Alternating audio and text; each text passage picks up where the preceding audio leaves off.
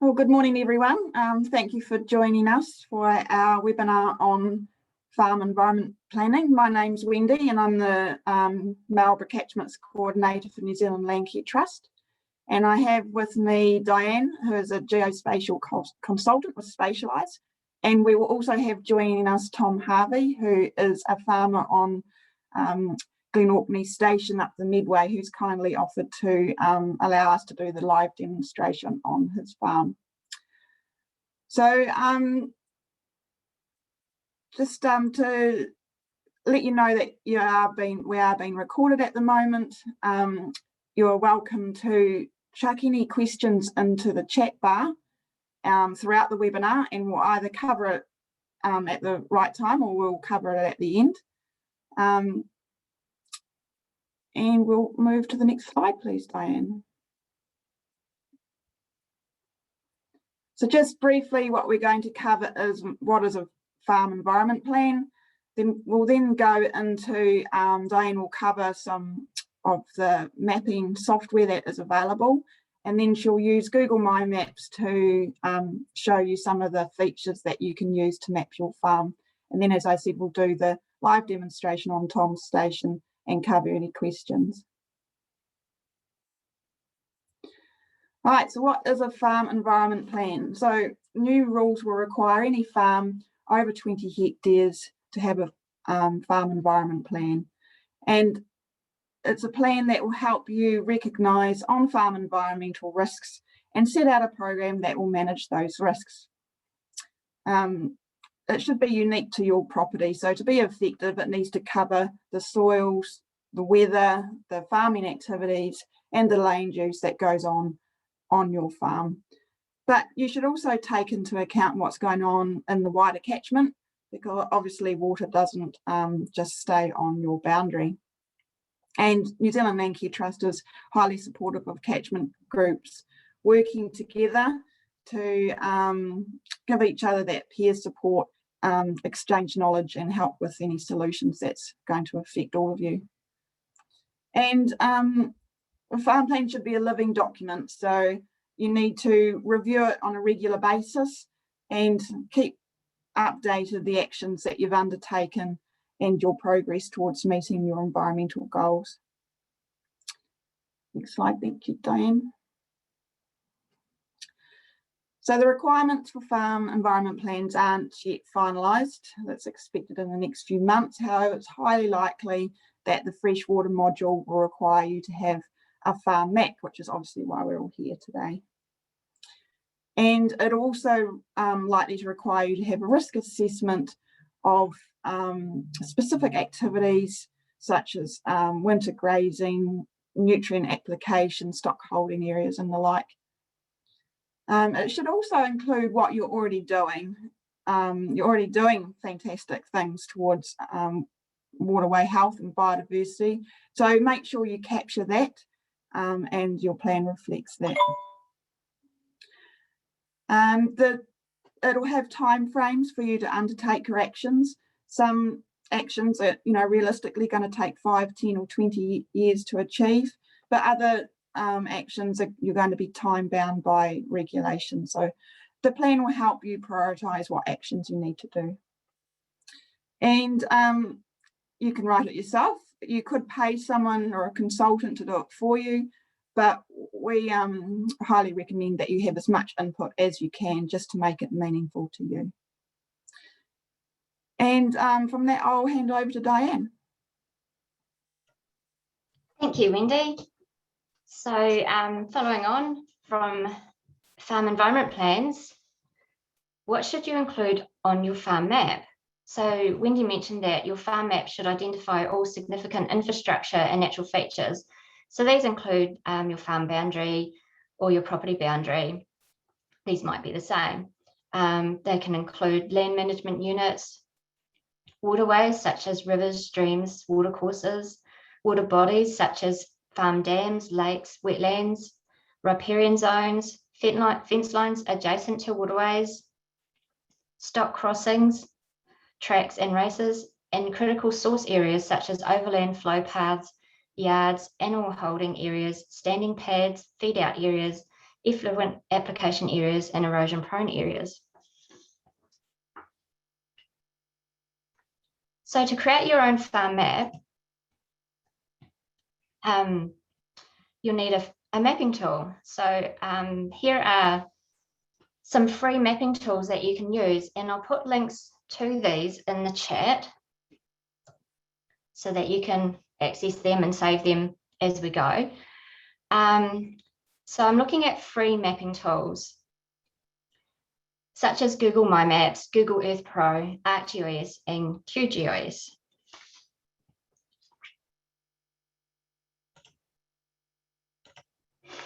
So Google My Maps is the easiest application out of those four. And this webinar will focus on using Google My Maps for creating your farm map.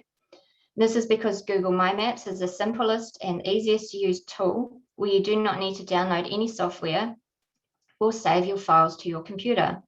All of your data is saved in Google, and you can also view your map on the Google Maps app on your mobile phone or tablet. So you don't need to take a paper map out onto your farm. You can just take your phone or your tablet. Most of you will be familiar with using Google Maps to find and locate towns, businesses, etc., which is great because Google My Maps is pretty much the same. The only separation point is that Google My Maps, you can map your features. You can create points, lines, and polygons on the Google map. If you want to create an accurate map where accurate locations are vital, where you can measure length of fence lines or paddock areas, I would recommend looking at the other applications, particularly Qgis.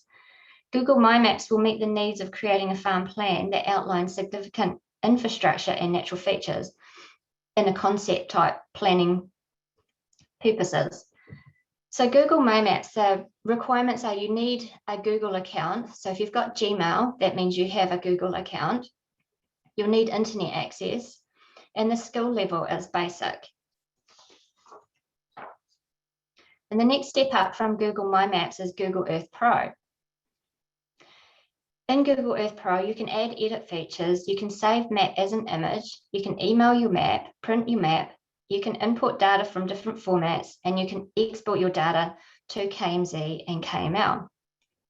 You can also view your map in 3D. So in this little snapshot on the screen here, you can see this is the same farm, and you can see this ridgeline along here is in 3D. So if I flick back, this is Google My Maps. This map is in 2D. So the requirements for Google Earth Pro is a computer download, internet access, and the skill level is basic to intermediate. So you can use the basic functionality, such as creating your points, lines, and polygons, or you can use intermediate functions where you can start importing overlays and different data sets. Arcgis Earth is similar to Google Earth Pro, where you can add edit features, you can save your map as an image, you can email your map, you can print your map and import data from different formats. You can also add data feeds and web services. And what this means is a lot of the regional councils use the Arcgis platform, which means that their web maps are using the Arcgis platform, and you can obtain the data feeds of those layers in their maps to put into your map in Arcgis Earth. So where this might be useful is looking at the regional plan and how that might relate to your farm, and how the policies and provisions might relate to and affect activities on your farm. So like Google Earth, you can also view your map in 3D. And like Google Earth, you do need a computer download, you need internet access, and the skill level is from basic to intermediate. So again, you can use the basic functionality of creating points, lines, and polygons to map features of your farm, or you can use the more intermediate functionality where you can bring in data feeds and web services.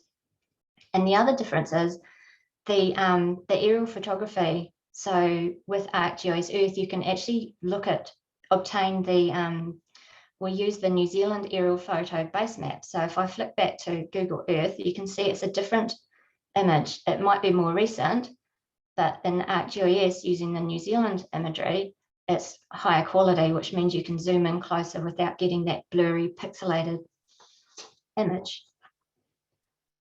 So at the more advanced level is QGIS, and you can see straight away that it looks completely different. It's got so many different tools and it's got so many different menu options. So QGIS is a free high-level GIS application used for mapping, data analysis, and cartography. However, your map needs to be built from scratch, adding each layer to the map.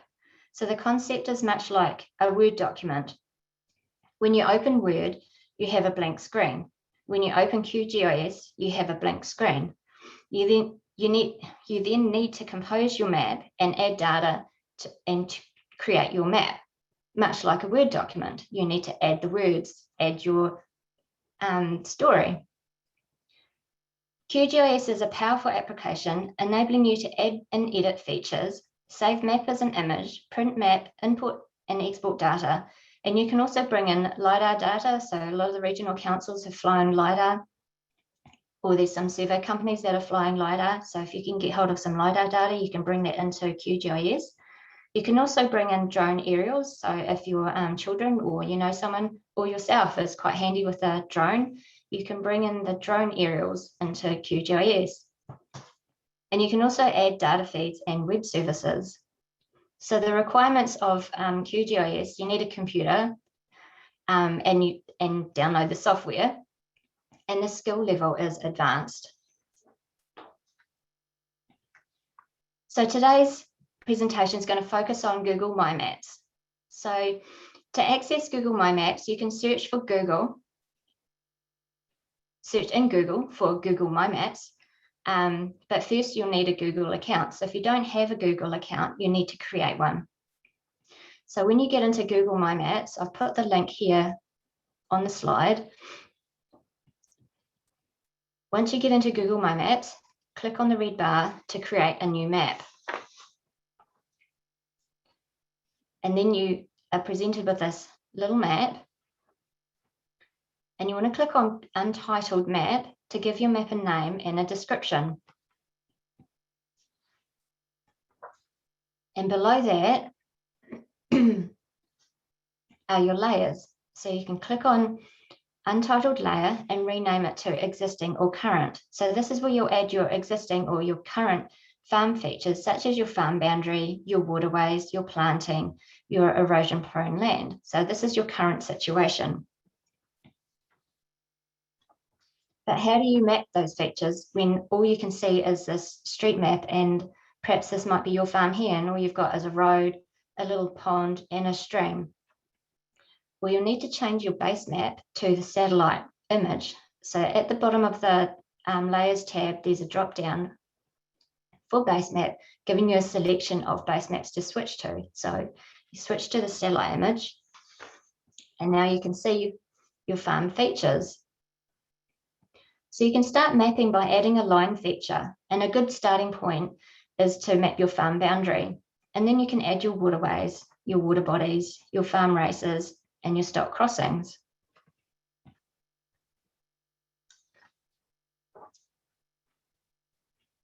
So draw in each of your features, give them a name, and then give them a colour. And it's good to stick to a theme. So water bodies are generally blue. So all your streams, your dams could be blue. Your farm tracks could be brown or grey, and your property boundary could be black. But there's no rules around this. It's entirely up to you. The other, when you're mapping your critical source areas, it's good to give them colour them by the level of risk. So you might use yellow as low risk, orange as moderate risk, and red as high risk.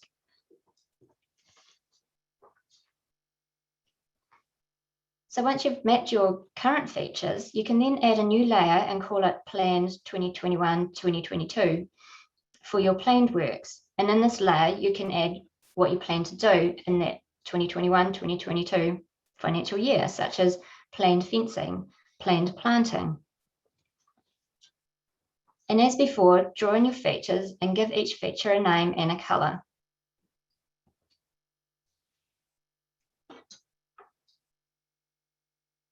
And you can see here under planned, I've got future.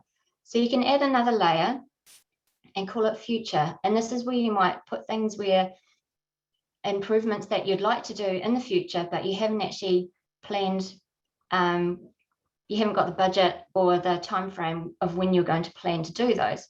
So you can still map them and just put them in a future layer. So once you've finished doing all your mapping, you can export your map or your data to a KML or KNZ. You don't have to, this isn't necessary because Google automatically saves your map and any changes to it as you go, and your map is saved online in your Google account. But if you'd like to share your mapping with a third party, or you might like to try one of those other applications, you can export it to a KML or a KNZ. You can also print your map to include in your farm environment plan. So this printing your map is a little bit hit and miss. Over the last few days with these webinars, I've had some grand failures with printing my map to a PDF, and I've also had some successes. So it's just trial and error really. And if it doesn't work for you, you can just take a screenshot and put that into Word and make your own little map. And you can share your map. So if you want to share your map, I recommend link sharing, the top option, rather than public. So link sharing means that you share this link and anyone with that link has access to your map. Anyone with the link can view your map. If you choose the second option, public, it means everyone on the internet can view and access your map. But it's entirely up to you. And where you might want to enable link sharing is if you were doing a catchment-wide collaboration and you can share your map and everyone in the catchment can add in their features and their waterways and all their fencing and all their good work in a catchment-wide view. So now I'll switch to the demo.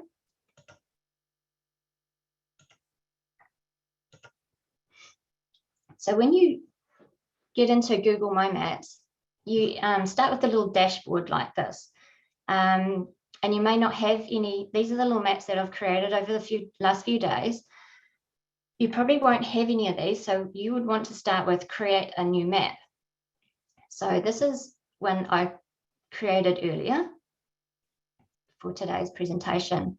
And this shows Tom's property within the Medway catchment.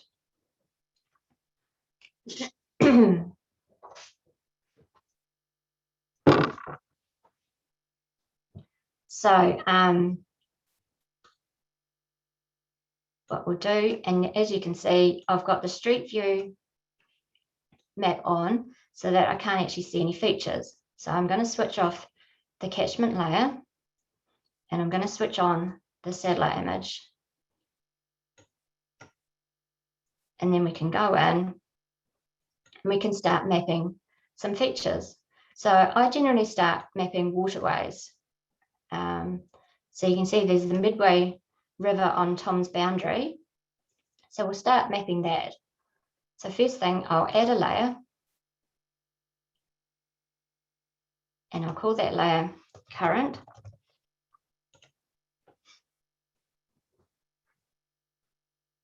And then I'll start drawing a line.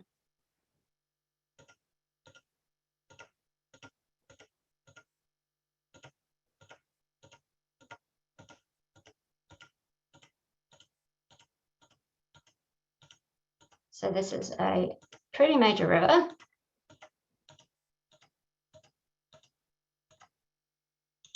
And then double click to end. And then you can give the feature a name. So I'll call it a river. And then you can give it a color. So I like rivers to be blue. And you can give it a width. So because it's a pretty substantial river, I'll make it quite thick. Make the line color quite thick. And so there we go. So now we've got our river. And then the second thing is, usually when there's a pretty major river or even on your property boundary, there will be a fence. So the next second feature I'll put in is I'll draw in a fence.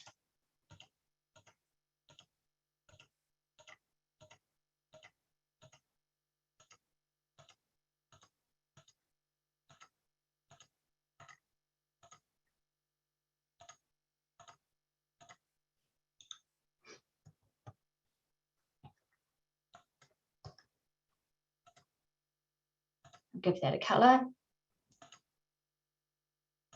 and you can give it a line width as well. So as we go through adding features, if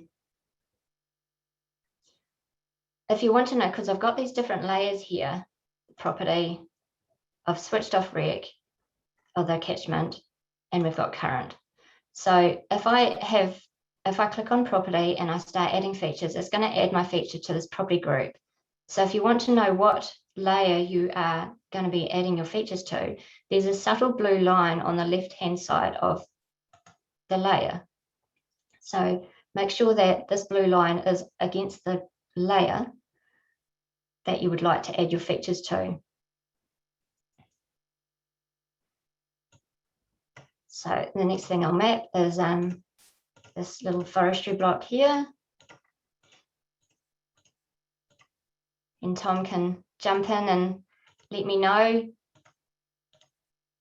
if this forestry block is still there, if it's been harvested, or any information about this little forestry block. Yes, Dianne, the forestry block in the midway there still exists, and as you can see out to the east of the block, there's some slash from a radiata block that we harvested a year ago, 18 months ago. Okay, so is that piece there? That's right. Okay, so what we can say is that's forestry block there, and then we can go down here and we can add this piece in.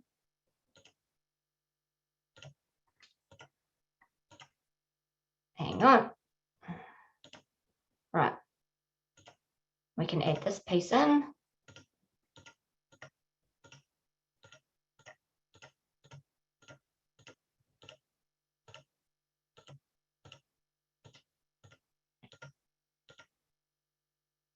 And when you're drawing polygons, if you want to, because at the moment it will draw a line, and to close off the polygon, you double click on the point where you started, and that will create your little polygon. So I'm going to edit this and I'll call this forestry. And we can say it was harvested 2021. I think that's what Tom said. And save that. And so we can give that like a different color to the one that's still standing, just a subtle different color. So at a glance you can go, okay, so that one's been harvested and that one is still standing. And so we'll go through and have a look and see if there's any. Tom mentioned that there were some erosion prone areas. So Tom, if you could point those out for me. Yes, Dianne, if you zoom out and move right to the southern end of the property,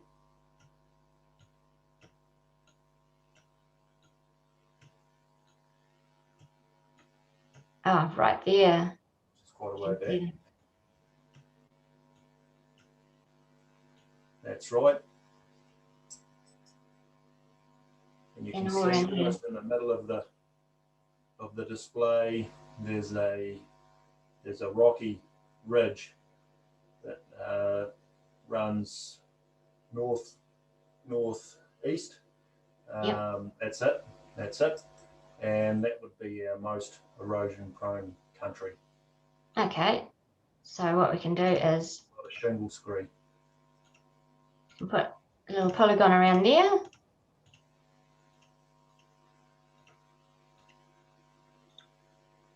We call that erosion prone. Save that. And then we give it, because it's a critical source area, so we'll give it a level of risk. So I'll just give it a moderate, low level of risk, because what we're going to do, create a new layer. And we can go, this is going to be our planned activities for the next financial year. And so what you might want to do in this erosion prone area is do some slope stabilization through planting perhaps.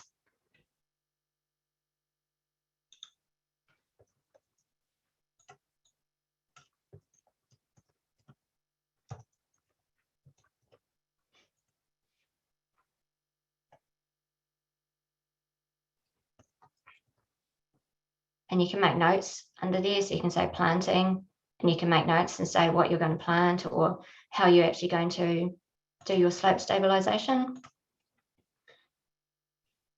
And so we'll give that a different color. And then I was having a look at this property this morning.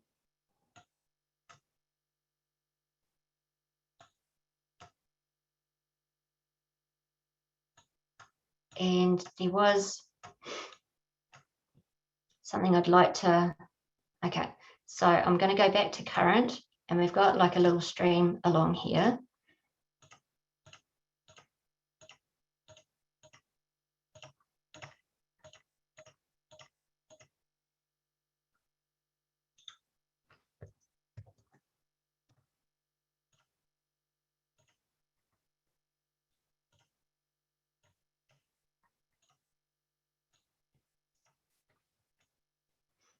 And you've got a track that runs up through here.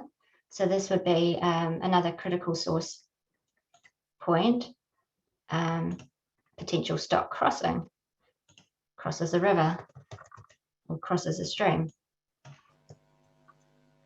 And the reason why I wanted to show you this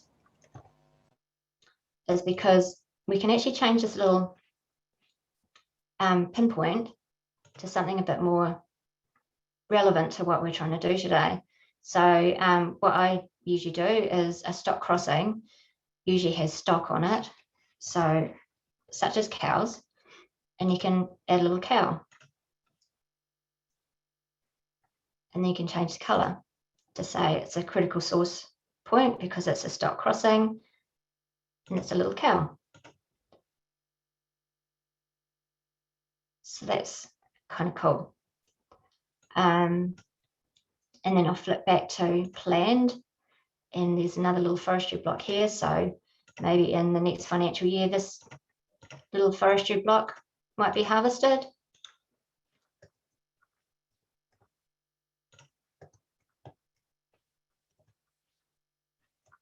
We can say to be harvested. And we give it a colour.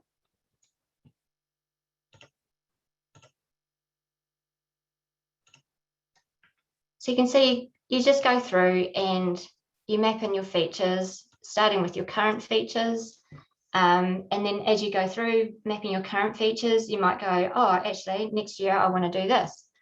And so you can add them to your planned. So like this little stream here, next year, you might want to put a fence across it. I don't know if there's a fence there, but just say for argument's sake, next year you might say, okay, well, I want to put a fence along there. Change the colour.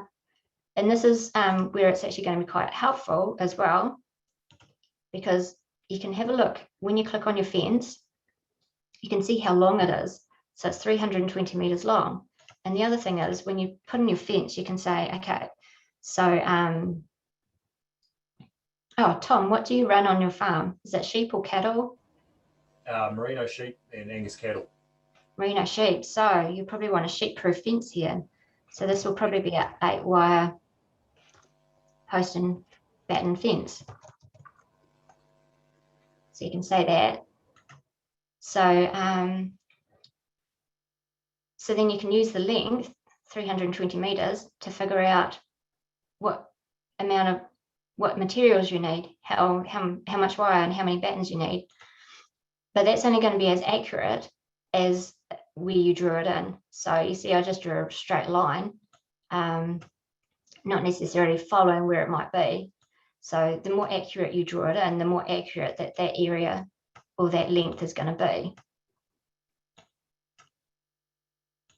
So if I take it up to that critical source point, put some little kinks and curves in it, and then click on it again, you see it's 345 meters. So you can use that as a guide, but it might be quite helpful when you're working out what sort of materials you need. So Tom, I know I jumped straight into your farm, mapping your features. Would you like to tell us a little bit about your farm, how big it is, what you run on it, and what your activities you've undertaken, any planting or remediation works? Yes, certainly, Dianne. Good morning, everyone. As you can see, we farm 1,900 hectares at the head of the Medway Valley, which is a tributary of the Aotearoa Valley. We farm 3,000 merino sheep and 150 Angus cows. We have 7 QE2 covenants, which we have fenced off and protected with help from the QE2 Trust. They're not big areas, but they are significant in that they have some pretty special native plants and trees in them that aren't found in many other places in Marlborough. We are considering fencing off some of the country at the back of home because it doesn't have a lot of grazing potential, and some of it is quite erosion prone. So we are looking at fencing some of that off. There is radiata forestry on some of the farm, including some that we've only planted a couple of years ago.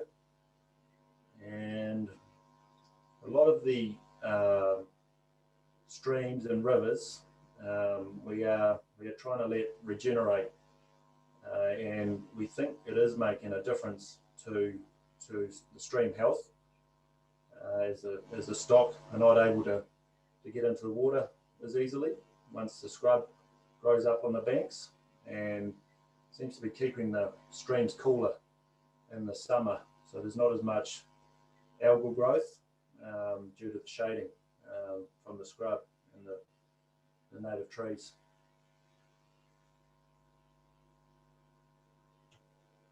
Great, thank you, Tom. So whereabouts, if I was going to map in one of your covenanted areas, where would I go? If you near closer to home, so the northern edge of the property, just south of where you fenced off the small block of pine trees. Oh, there. Yes, just south of there, you can see a scrubby gully with yes. a bluff. Yeah, that's the top edge of it there, just to the right of your cursor. Okay. So does it run? South of where the cursor was. Oh, okay. That's right, through there. Through there. And does it cover the bluff as well, or is it Yes, just? It does. Okay. So it'll be really good to put that in as well into our current situation. I'll just go around here. Yes. It's a bit hard explaining it over It is. It is. And I'll double click to create the polygon, and then I'll call it a covenant. And down here we can say it's a QE2, and we can type in, like, you know, any other information that we want to add in there. So if I save that, so that's quite substantial. It's 5 hectare Q2 covenant. And we'll colour it in. Your farm's actually really good for using greens, and the other farms I've used in the last couple of days, I haven't been able to use greens because it gets lost on the satellite image. Your farm's quite dry. It is, it is.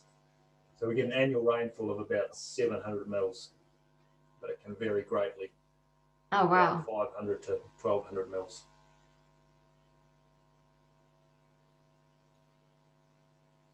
So that's pretty cool. So again, you've got your covenant. So if you want, you can add another layer, draw a line and stick a fence around it, but it's probably not necessary because it would be fenced.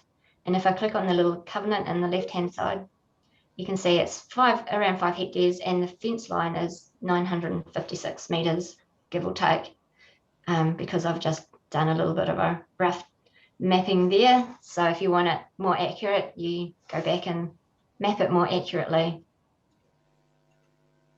Dianne, on steep country like ours, the change in elevation would make a big difference to the length of the fence. How Yes, do we it know would. that it, Google Maps is taken into account that difference? Yes, so you're right. The length is like more indicative to give you an idea, but as you pointed out, when you're mapping up over your ridge lines, and if I did a fence along here and up over this little ridge line, Google will give the length. This is just a demo. Google assumes that it's flat, and so that's the flat length. It's not it doesn't take into consideration of your hills and valleys. Yes. So that's the flat length, but it does give you a guide, as you know. It does give you an idea of a starting point, so to plan your fencing materials and such like, and even so the other thing that you can do, some of the other farmers were interested in terms of fertilizer. So fertilizer application, so you can add another layer in here and we can call it fertilizer. And I'll just turn these other ones off. And so your fertilizer, when you map in, these are pretty much your farm management units as well, because your high country will have different fertilizer requirements than your lower country. Yes. So up this end of the farm, or especially up around here, you can see with all the erosion prone land and this ridge line,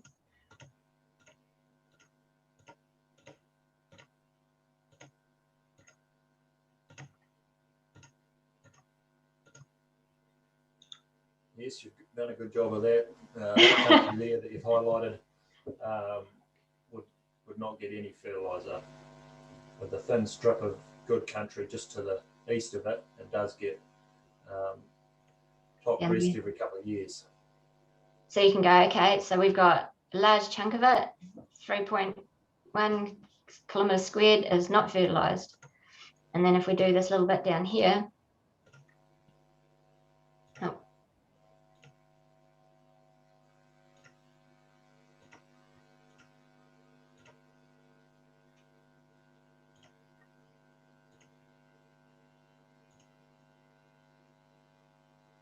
we'll just add on to that.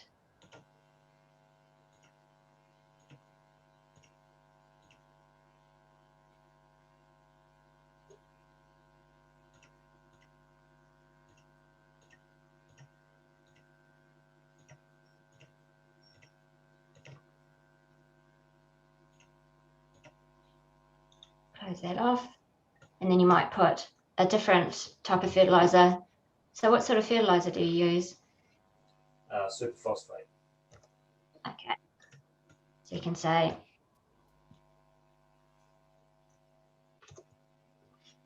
and then in say this year, you can say what sort of application rate?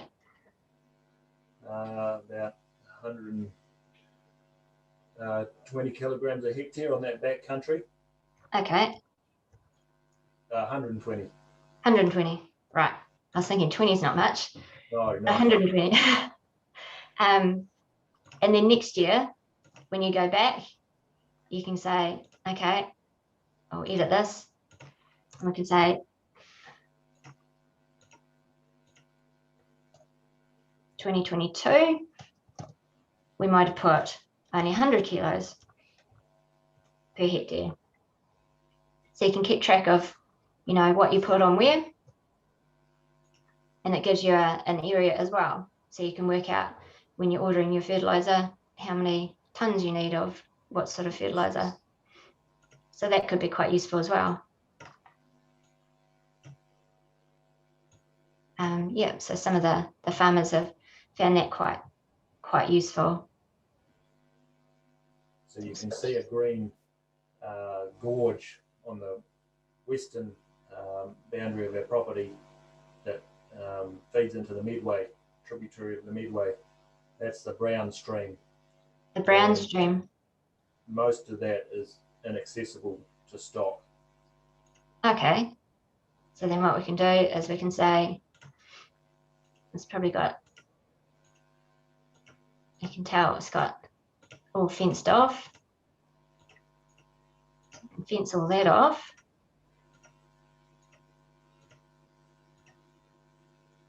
I'll just take it down to there.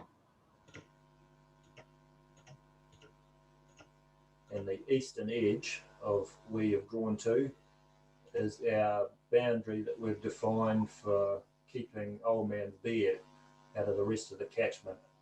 So anything east of the old hut down at the right hand edge of your polygon, we're keeping the Old Man's Beard out of there with a lot of hours of work. So with this little fence that I've just put in there, see it's coloured it in. So what you can do is you can make it transparent, because all we're interested in is the border to show that it's been fenced.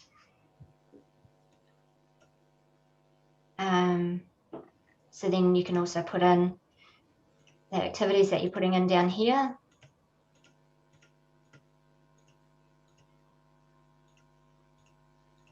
And this might be your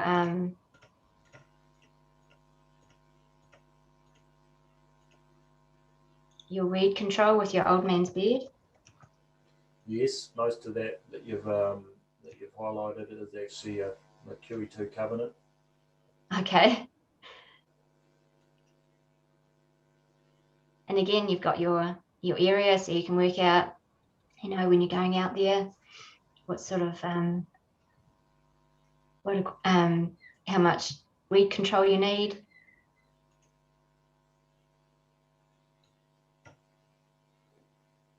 And if I could just jump in there, I see there is an opportunity to put photos in where you were typing. That would be an amazing place to put keep records of your photo points, wouldn't it? Yes, yep, exactly. So you can either put it in that polygon, or the other thing would be you can add a layer and call it photos. So there's different ways of doing things. And in here you would switch that off. So photos, you probably add them as marker points. And you can put a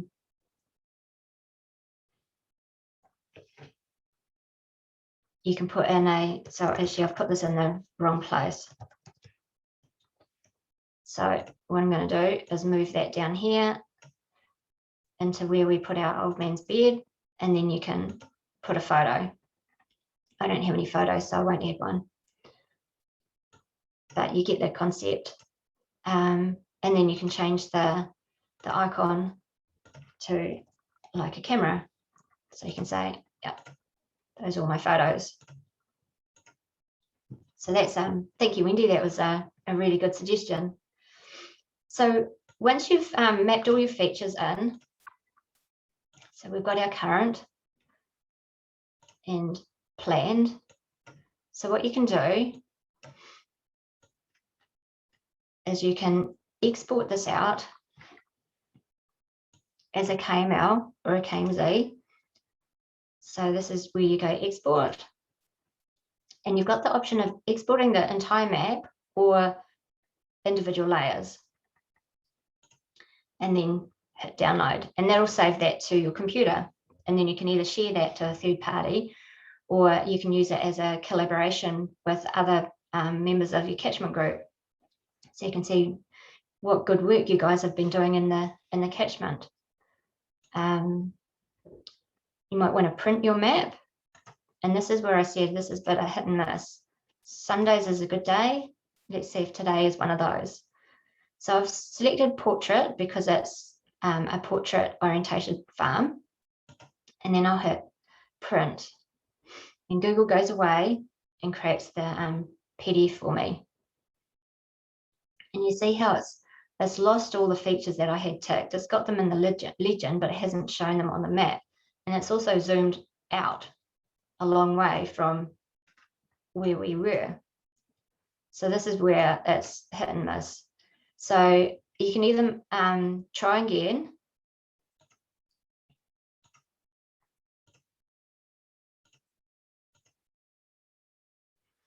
And fiddle around with it and see if you can have success. So now I've zoomed in and it started to show things. So you could probably zoom in one step again, or alternatively, just take a screenshot and put it into Word is probably the easiest thing. And if you want to know which way north is always up the page in Google My Maps.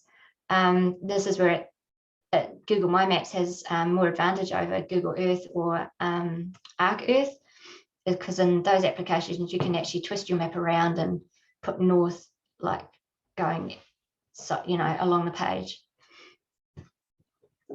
And then you might want to share your map. So I showed you in the demo, in the slides about sharing your map. So this is where you would click enable link sharing, and then you copy this link here and put that into a email, and then anyone with that link can access your map. And I strongly discourage selecting public, because anyone on the internet can find your map. But that's purely up to you as well. If you don't mind yours being public, that's up to you. And then you can also bring in other layers. So this catchment layer that I brought in, this is, I've extracted this from MFE data store. So MFE has this big data store containing lots of different environmental based and policy based layers that you can search for and clip and download. But there's a little bit of a trick to it when you do this. Again, you need to register. So I'll put the link for that in the chat. So it's got lots of different layers in there. So for example, catchments. You can see I did a search for catchments and there's 51 different catchment layers. So how I found the catchment for Tom's property is I looked at the different stream or catchment order, which actually looks at the different stream orders, and then found one that contained Tom's property. So that happened to be the catchment order 4. But yeah, there's lots of different layers in there. The other layer that might be quite useful as well is the stock exclusion habitats.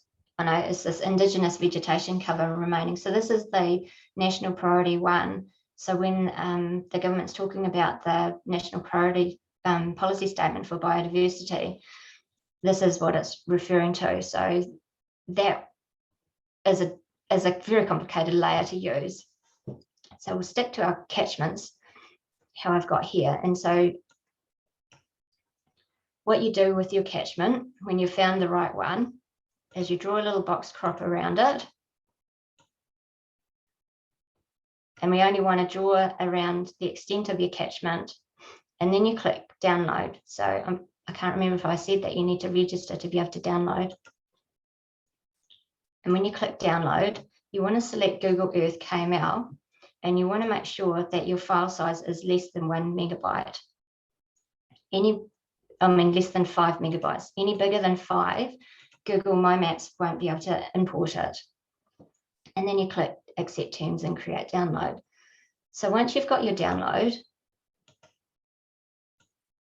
you go back into your map. So I'll just delete that catchment.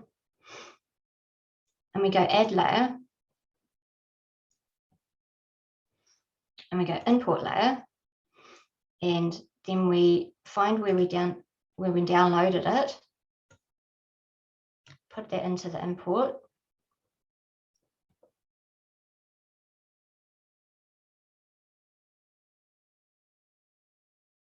And there we go.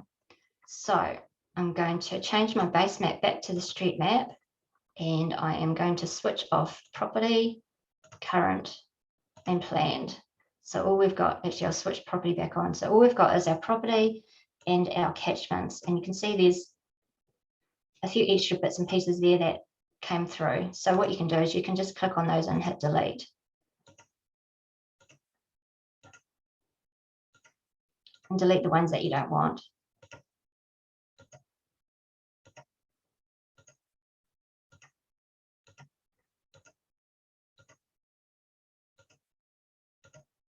And then we end up with that one catchment.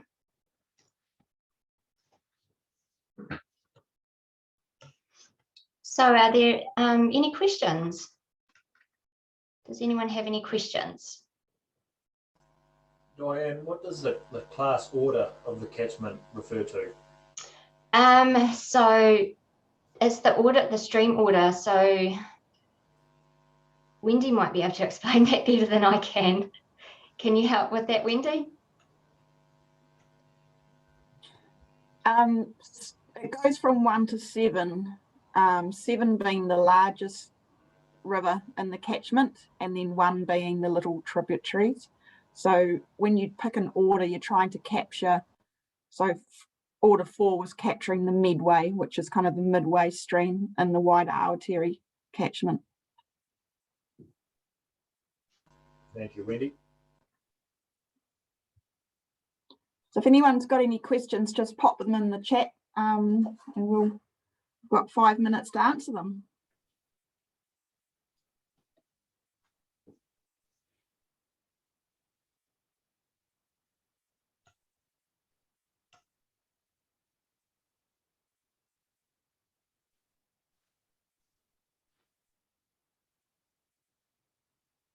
No questions. No questions, that's all right. Well, thank you, Tom, for showing us around your farm and letting me map some of the features on your farm. You're welcome, Dianne. I hope it was of use. It's quite different. I've got a farm up here in Whangarei, so it's quite different looking at yours compared to mine. Oh, good, good. No, it would have been easier if I could have pointed out areas to you. But Oh, that's fine. I think you That's got fine. got most of the places right. So it's more about today's demonstration was more about showing you how you can create your point, line, and polygon, how you can map your features, how you can change the colors and give them names and add little annotation notes to them.